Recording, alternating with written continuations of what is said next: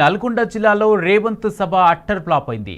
ఒకవైపు సీఎం ప్రసంగిస్తుంటే సభలో కుర్చీలన్నీ ఖాళీగా దర్శనమిచ్చాయి. దీనికి తోడు జిల్లాలో కాంగ్రెస్ నేతల మధ్య విభేదాలు మరోసారి భగ్గుమన్నాయి. జిల్లాలో సీఎం సభ జరిగితే ఎమ్మెల్యే రాజగోపాల్ రెడ్డి హాజరు కాలేదు. పైగా ఆయన అనుచరులను పోలీసులు ముందస్తు అరెస్ట్ చేశారు. డీసీసీ అధ్యక్షుడిని వేదికపైకి కోమటిరెడ్డి రానివ్వలేదు. యాడ్స్లో ఫోటో లేదంటూ గుత్తా సుఖేందర్ రెడ్డి సీరియస్ అయ్యాడు. మున్సిపల్ మాజీ చైర్మన్ను సెక్యూరిటీ తోసేశారు.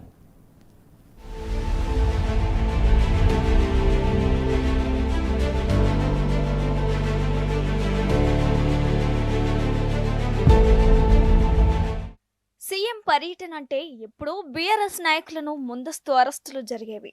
కానీ ఈసారి సొంత పార్టీ ఎమ్మెల్యే రాజగోపాల్ రెడ్డి అనుచరులను పోలీసులు అరెస్టు చేయడం చర్చనీయాంశమైంది. సభకు మునుగోడు ఎమ్మెల్యే కోమటిరెడ్డి రాజగోపాల్ రెడ్డి హాజరు కాలేదు. మరోవైపు గుత్తా ప్రోటోకాల్ వివాదం, ఎస్టీ సామాజిక వర్గానికి చెందిన ఎమ్మెల్సీ శంకర్ నాయక్ ఫోటో ప్రకటనల్లో ఫ్లెక్సీల్లో లేకపోవడం తీవ్ర దుమారానికి దారితీసింది. చివరకు సభ ముగిసిపోతున్న సమయంలో నల్గొండ మేయర్తో సీఎం సెక్యూరిటీ సిబ్బంది వాదులాటతో మరింత ఉద్రిక్త పరిస్థితులు నెలకొన్నాయి.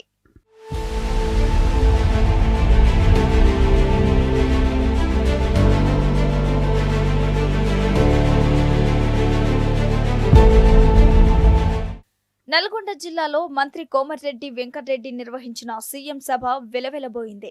జిల్లాలో కాంగ్రెస్ నేతలంతా ఎవరికి వారే అన్నట్లుగా ఉండటంతో జన సమీకరణ కూడా చేయలేకపోయారు. వచ్చిన జనం కూడా సీఎం మాట్లాడకముందే వెనుదిరగడంతో సభ పూర్తిగా అట్టర్ ఫ్లాప్ అయింది. జనం లేక కంగుతిన్న రేవంత్ ఆవేశంతో ప్రసంగం ముగించి మమ అనిపించాడు. జిల్లాలో 2 మంత్రులున్నా సభను సక్సెస్ చేయలేకపోవడం వెనుక పార్టీ పరిస్థితికి అద్దం పడుతుందని కాంగ్రెస్ లో అంతర్గతంగా చర్చించుకుంటున్నారు.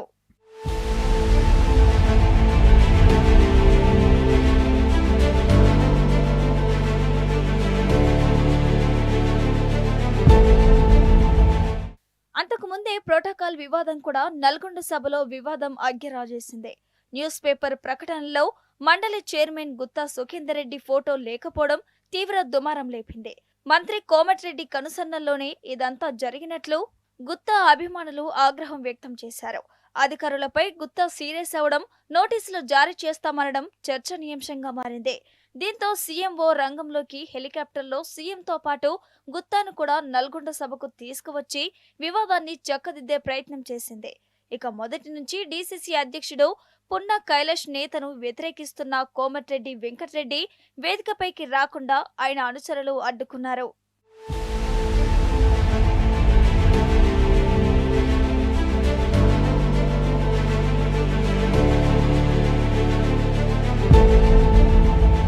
నల్గొండలో సీఎం సభలో అడుగడుగునా ప్రతికూలతలే కనిపించాయి.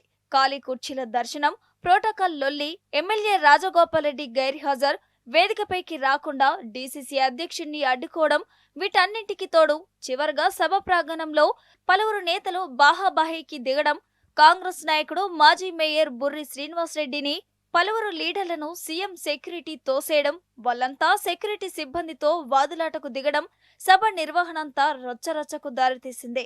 ఇదంతా చూస్తుంటే ఇప్పటికే ఇచ్చిన హామీలు ఎగ్గొట్టి అబాసపాలవుతున్న కాంగ్రెస్, దీనికి తోడు ఇప్పుడు నేతల మధ్య విభేదాలు చూసి ప్రజలు మరింత చీదరించుకుంటున్నారు.